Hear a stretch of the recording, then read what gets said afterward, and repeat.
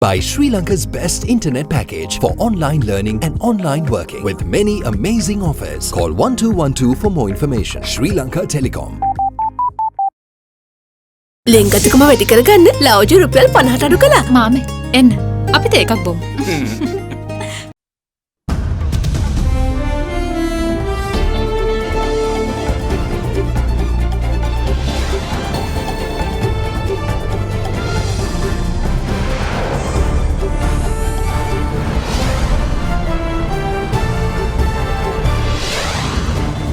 Tonight, neighbourly conduct. Indian Prime Minister Narendra Modi says that Sri Lanka is given a special place under his government. Just turning back the clock. Minister of Justice explains why the 20th Amendment to the Constitution does not warrant a fuss. We just had this 19th Amendment for 4 years, that's all. We are going back to the position what was before 4 years. Insists that it does not need a referendum. That's my opinion, that's the Cabinet's opinion, and that is the opinion of the Honourable the Attorney General. More lapses. Former Commandant of the Police STF insists that the April 4th foreign intel prior to Easter attacks was solid. Above board, stricken tankers owners agree to pay Sri Lanka's claim in full. All that and much more coming up on First at 9. This Saturday, the 26th of September, 2020. From AdaDerana, this is AdaDerana First at 9. Nava sunlight sakura. Then Dikukal Pavatina Sakura Mal Suandin. Live from Studio 24 in Colombo. Good evening and welcome to First at 9. I'm Dhammika Kanayaka. Now, former Commandant of the Police Special Task Force, retired Senior Deputy Inspector General of Police M.R. Latif insists that the 4th of April foreign intelligence in 2019, which alerted of a possible attack, could very much have been acted upon. Giving evidence before the Presidential Commission probing the Easter Sunday terror attacks, Latif said the intel contained clear information to launch an operation and mobilize personnel. He added that officers of the State Intelligence Service, meanwhile, have no impediment when it comes to making arrests of suspects either. Former Commandant of the Police Special Task Force, who was in office at the time of the Easter Sunday spate of terror, retired Senior Deputy Inspector General of Police M.R. Latif gave evidence before the Presidential Commission probing the attacks this morning. He told the Commission that he joined the police as a sub-inspector and became the Commandant of the STF in the year 2016. The witness noted that he retired from police last February after 41 years of service, adding that he served as the Senior DIG in charge of crime, organised crime and the Police Narcotic Bureau after being promoted as a Senior DIG in 2017. The State Council asked the witness as to how much manpower the STF had at the time of his retirement. Former Senior DIG Latif said that the STF had around 7,200 personnel at the time of his retirement, adding that there was also a shortage of around 2,000 personnel. Elaborating on the history, former Commandant of the STF said that at the beginning there were great links between the National Intelligence Bureau and the Police STF. He went on to say that during that time, the National Intelligence Bureau was engaged in collecting intelligence information, while the Police Special Task Force conducted the relevant operations.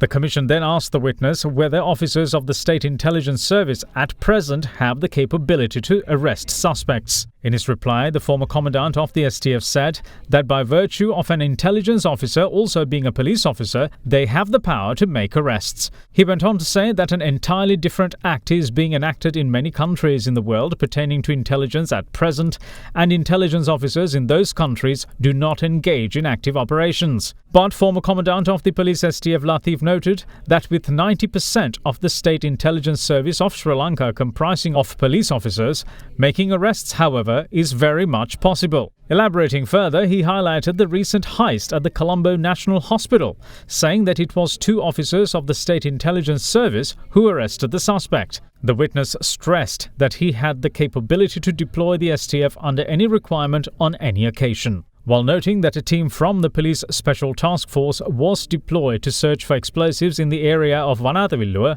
former Senior DIG Latif said that he acted to deploy STF teams upon a written or verbal request of a superior officer. He went on to say that he deployed STF teams upon direct requests of the Director of State Intelligence, even in a backdrop which set a legal paradigm by way of a circular for him to refrain from being directly linked with the State Intelligence Service and be connected via the Inspector General of Police instead. The Commission then asked the witness whether the foreign intelligence alerting to a possible attack received on the 4th of April in 2019 could be considered as a piece of intelligence if the names of listed attackers were already in the possession of the State Intelligence Service.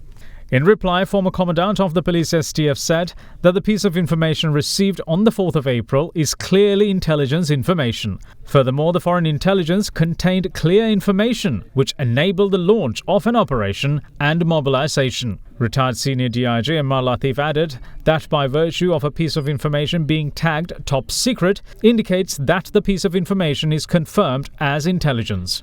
In the meantime, former President Secretary Austin Fernando gave evidence before the Presidential Commission this evening. Enjoy a very smooth shave with the Bic Easy 2 razor. Bic Easy 2. No need to fuss. The 20th Amendment simply seeks to turn the clock back by 4 years to a time when the country's executive had necessary powers. That's the message Minister of Justice, President's Counsel Ali Sabri had to give while in discussion with Indiveri Amwatha on our current affairs program at Hyde Park on AdaDerana 24 today. Speaking on the opposition's calls for a referendum to pass the 20th Amendment, the minister was very clear. Since the introduction of the 19th Amendment did not call for a referendum, why should its reversal warrant one? The 20th Amendment, the draft today, are you satisfied with it? I'm asking you this question as a member of the legal profession, not as Minister of Justice. Yeah, as a member of the legal profession, I would have been happier if more liberal kind of an interpretation is given. But government is not members of the legal professions alone. Government has to look at the wider interest of the general public. Let's start off with the dual citizenship matter. What is really concerning here? I mean, even before we talk straight away on the dual citizenship itself, you need to see why this need for 20th Amendment. 20th Amendment is necessitated by the fact that we had a 19th Amendment. So what we are doing is going back on the 19th Amendment. We just had this 19th Amendment for 4 years, that's all. We are going back to the position what was before 4 years. Opposition is trying to portray that we are trying to do something new and bring in some extraordinary powers to the president which he never had. This is total a misnomer. We are going back to the power which Sajid Premadasa, honorable opposition leader's father had for 4 years, and Mr. Jaya Jayawardena had for 11 years. Mrs. Chandrika Kumaratunga had for about 6 years of her term. So therefore this is nothing new. I don't see that one need to be overly anxious about it. This is to allow the functionality of the government rather than putting so many impediment on the way for due administration of the governance. That's what we are interested in. Previous to the 19th Amendment, there was a narrative that the president is too powerful and that there should be changes brought forth in terms of bringing amendments. But has the government looked at these challenges also that were there prior to the 19th Amendment? There are some good positive changes brought about by the 19th Amendment. But the issue is, if you try to look at that issue by issue now and go through a process, that process should have taken 1 year or so for us to finalize it, because the people in the accounting fraternity and the auditing fraternity looks at auditing alone separately. The people in the legal fraternity look in the legal part of it.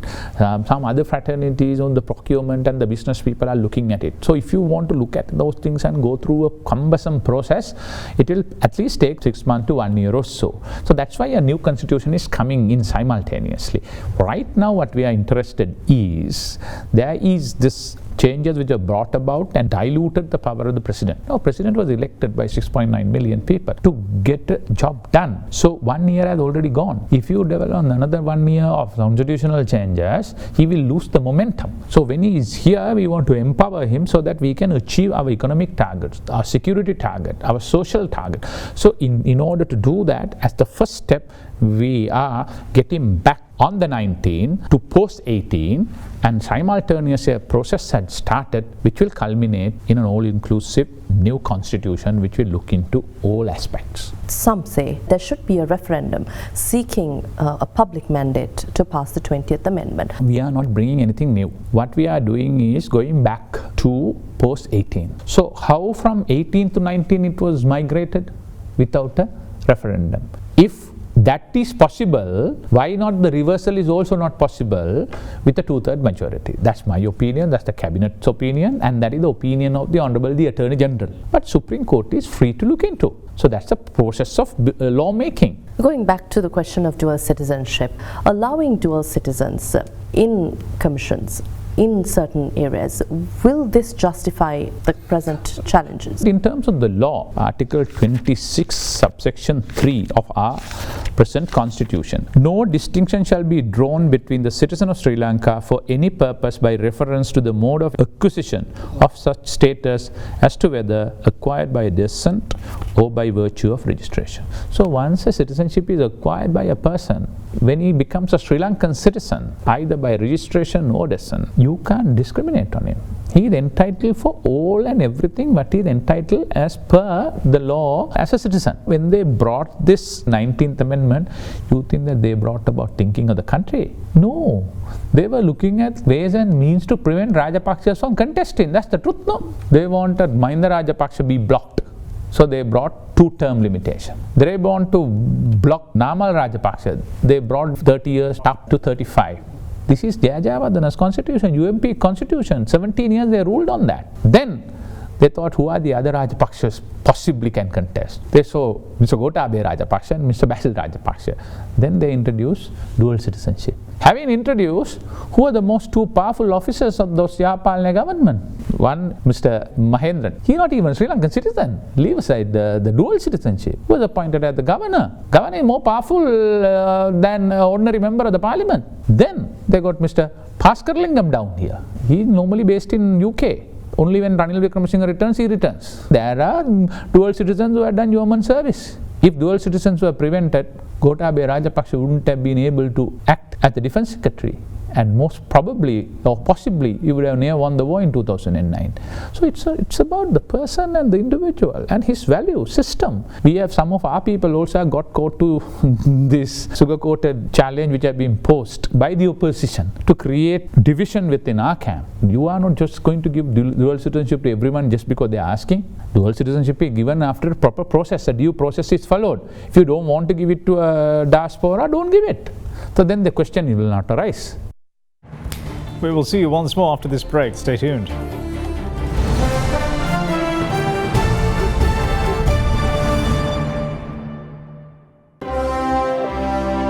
Ceylon Bank, the bank with a heart.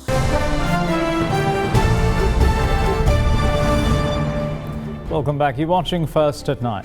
Now, Indian Prime Minister Narendra Modi insists that Sri Lanka, as the superpower's neighbour, is given a special place under his government.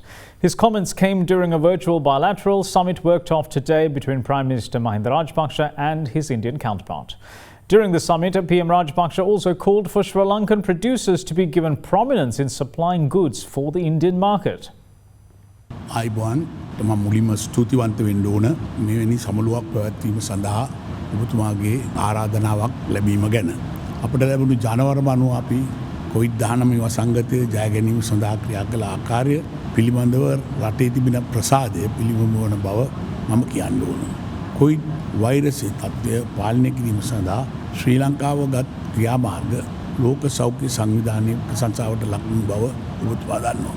New diamond තෙල් නෞකාවේ ගින්න හමුවේ සාමූහිකව ගත් ක්‍රියාමාර්ග මගින් පෙනියන්නේ අපි දෙරට අතර සම්බන්ධතා තවදුරටත් වර්ධනය කර ගැනීම දෙරටටම විශාල ප්‍රයෝජනයක් වෙන බවත් ඔබ දන්නවා. කොවිඩ්-19 ගෝලීය වසංගතය නිසා සිදු වූ ආර්ථික කඩාවැටීම හමුවේ ඉන්දියාවේ වෙළඳපොළ සඳහා භාණ්ඩ සැපීමේදී ශ්‍රී ලංකාව නිෂ්පාදන අංශවලට වැඩි අවස්ථාවක් ලබා දීම සුදුසු බව මගේ හැඟීමයි. नमस्कार excellency prime minister Mahendra Rajapaksa आयुबोवान वणक्कम हमेशा की तरह आपकी पहली official visit. Your official visit to Bharat in India is welcomed. When we look at the current situation, I am happy that we are able to host a summit over video technology. I would like to congratulate you on your appointment as Prime Minister and on the victory of the Sri Lanka Podujana Peramuna. Under my government, we have given Sri Lanka a special place as our neighbour. Through this historic victory, we see the trust the people have placed in you. The relationship between Bharat and Sri Lanka dates back years. The victory of your party is an opportunity to strengthen the collaboration between Bharat and Sri Lanka. The people of both countries are looking to us with much enthusiasm. We can advance on all fronts with progress. I believe that your government will continue economic development projects. We look forward to continue strengthening the collaboration between the two countries. Now, India, meanwhile, has positively assessed the strong engagement with Sri Lanka during the past year, while saying that it is encouraging to note the clear declaration of India First security policy by the Sri Lankan government. The country has also offered a line of credit worth $100 million to Sri Lanka for 3 solar projects in the island. India's High Commissioner to Sri Lanka, Gopal Bagle, has called on Minister of Power Dallas Alaperuma and reiterated India's commitment towards a strong and multifaceted bilateral partnership, including in the power sector. A statement released by the Indian mission in Sri Lanka, highlighted by media, says that the duo discussed various issues on mutual interest, including ways to expedite progresses on bilateral power projects currently under discussion between the two sides. It is said that the Indian envoy handed over a copy of a letter conveying an offer from India to Sri Lanka for a line of credit worth $100 million for 3 solar projects announced during the International Solar Alliance founding conference held in March 2018 in New Delhi. The letter of credit is said to cover financing for rooftop solar systems meant for 20,000 households and 1,000 government buildings across the island, with the combined generation capacity of these rooftop systems being around 60 megawatts. It will also provide financing for a floating solar power plant. In a separate development, addressing at the annual general meeting of the Sri Lanka-India Society in Colombo recently, Indian Deputy High Commissioner Jacob said that it was encouraging to note the clear declaration of India's first security policy by the Sri Lankan government and expressed the view that it reflected a fair assessment of the current state of security cooperation between India and Sri Lanka. He also expressed confidence that India could be a reliable partner for Sri Lanka in attaining post-millennium energy security through the cooperation in both traditional and renewable forms of energy. Now, in other local stories, owners and salvors of the stricken crude oil tanker MT New Diamond has agreed to settle the government's claim of 442 million rupees for the costs incurred in the assistance rendered in dousing the fire which erupted on board the vessel. Secretary of Foreign Affairs Admiral Professor Jayanath Kolambage says that the vessel will continue to be in Sri Lankan waters until certification is given by the vessel's owners committing to reimburse the government. The owners of the supertanker MT New Diamond that caught fire in Sri Lankan waters agreed last Thursday to fully settle the interim claim of 340 million rupees to stakeholders of the Sri Lankan government to cover up the costs incurred in dousing the fire. However, another claim of 102 million rupees was presented by the Attorney General to the owners of the vessel, increasing the total claim to 442 million rupees on the same day. The owners of the salvors of the crude oil tanker has now agreed to settle the government's claim for the costs incurred by the Sri Lankan government in the assistance rendered to the ship and the other related matters. Accordingly, the ship owners and the salvors have agreed to immediately and fully settle the government stakeholders' claim of 442 million rupees. Meanwhile, a discussion on the claim was worked off today at the Attorney General's Department with the participation of the officials of the Marine Environment Protection Authority.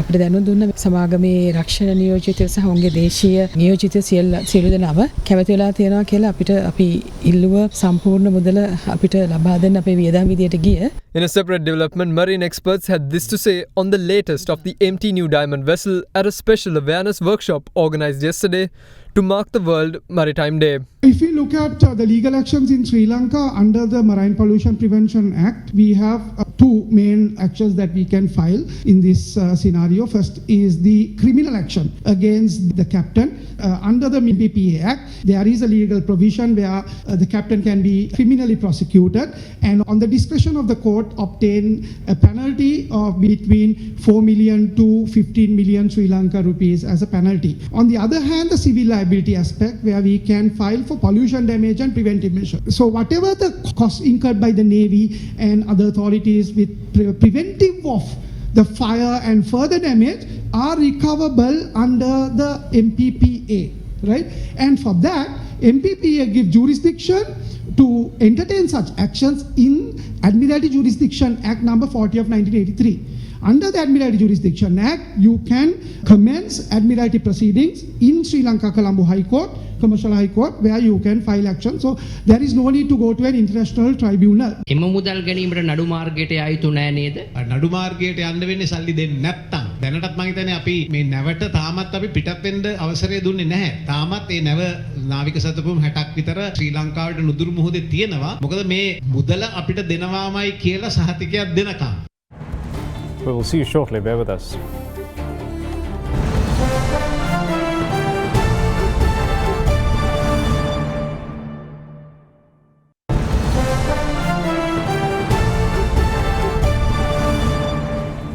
Welcome back. This is First at 9. Now, Dehiwala police today arrested the sister of deceased underworld figure known as Alancia and 2 others for attempting to celebrate the death of another underworld figure, Harold Rohan de Silva, who went by the alias Gonakowila Roha. Roha died during a shootout with police recently.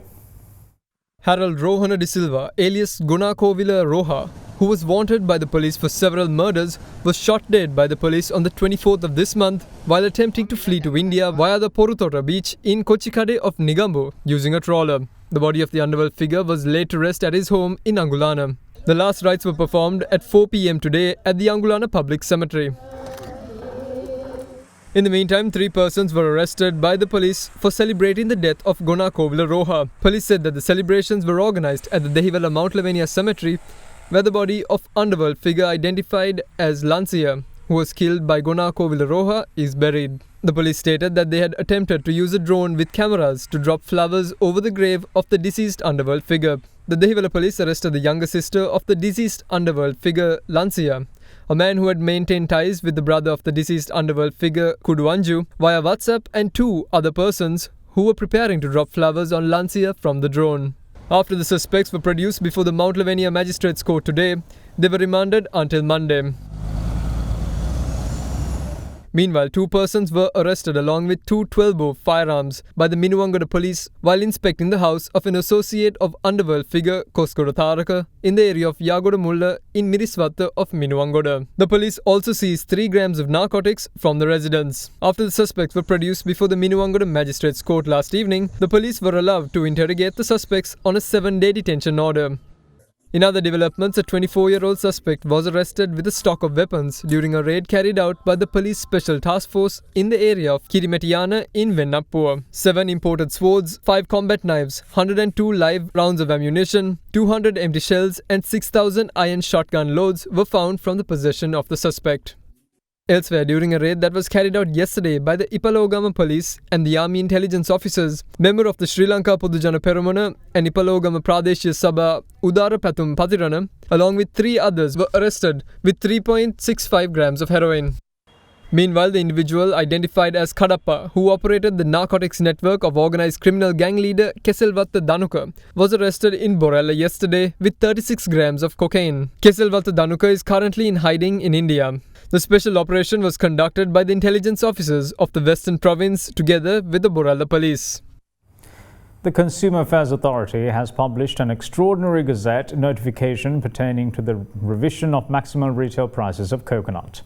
Now, the Gazette notification states that the revised prices will come into effect from the 25th of September. Accordingly, the new maximum retail price for a coconut with circumference over 13 inches is 70 rupees per nut, while a nut with a circumference between 12 to 13 inches can be sold at a maximum price of 65 rupees. Maximum retail price of coconuts with a circumference below 12 inches, meanwhile, is 60 rupees per nut. Opposition leader Sajid Premadasa says that parliamentarians of the Samagitjan of Palavega are not the likes who betrayed their soul. He made these comments today when he was quizzed on the rumours that some SJB MPs are set to cross over to the government. The second phase of the program aimed at promoting the Samagitjan of Palavega is worked off in Anuradhapura and Polonnaruwa over the weekend. As part of it, opposition leader Sajid Premadasa called at the Sri Sumangala temple of Suryagama of Kakirava this morning. एक label गहरा तिब्बने महाबैंको label है पासको label है और label वलට අපි කිසිසේත් සම්බන්ධ නැහැ මම හිතන්නේ අලුත් ගමනක් යන්න පුළුවන්. Afterwards, the opposition leader called at the Anuradhapura Archbishop's house. Afterwards, he spoke to media. දෙනෙක් ඔබතුමාගේ කණ්ඩායමෙන් ආණ්ඩුවට යන්න ඉන්නවා කියලා ඇත්ත මෙහෙම යයිද? අපේ පාර්ලිමේන්තු මන්ත්‍රීවරුන්ට මම හිතන ආකාරයට තමන්ගේ අම්මලා තාත්තලා පාවා දෙන තමන්ගේ ආත්මය තමන්ගේ ජම්මේ පාවා දෙන ගතිය නැහැ. ඔබතුමාගේ ආණ්ඩුව මේ 20 අහෝසි කරනවාද? 20 වෙනි සංශෝධනයට අපි කිසිසේත්ම පක්ෂපාතී නැහැ. විධායකයේ සිටින ජනාධිපතිවරයාත් ඒ වගේම අගමැතිවරයාත් බල රහිත තනතුරු බවට පත් කරන්න අපි ලෑස්ති නැහැ. දැන් මේ විවාදය තුල එක පැත්තක් කියනවා ජනාධිපති පමයා කරලා අගමැති ශක්තිමත් කරන්න කියලා. අනිත් පැත්ත කියනවා අගමැති පියන් කරලා ජනාධිපති ශක්තිමත් කරන්න කියලා. මේ දෙකටම අපි විරුද්ධයි.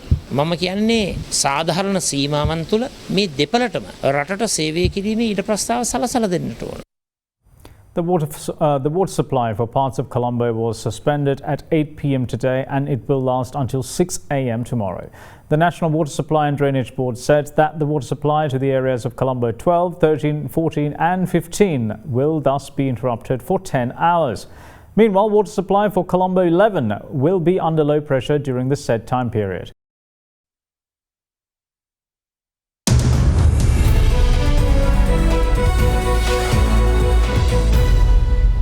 Oil prices edged lower yesterday, falling more than 2% on the week as COVID-19 cases surged globally, while oil supply is set to rise in coming weeks. Brent crude futures settled at $41.92 a barrel, down 2 cents, while US West Texas Intermediate crude futures lost 6 cents to $40.25 a barrel. Brent dropped 2.9% for the week, while the WTI also dropped 2.1%. US fuel consumption remains sluggish as the pandemic constrains travel and hampers economic recovery. The 4-week average of gasoline demand last week was 9% below a year earlier.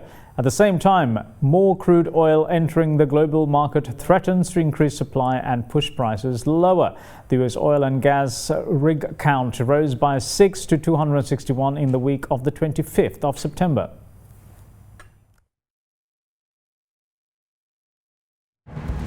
And that's it from all of us here at First at 9. Thanks for watching. Bye-bye.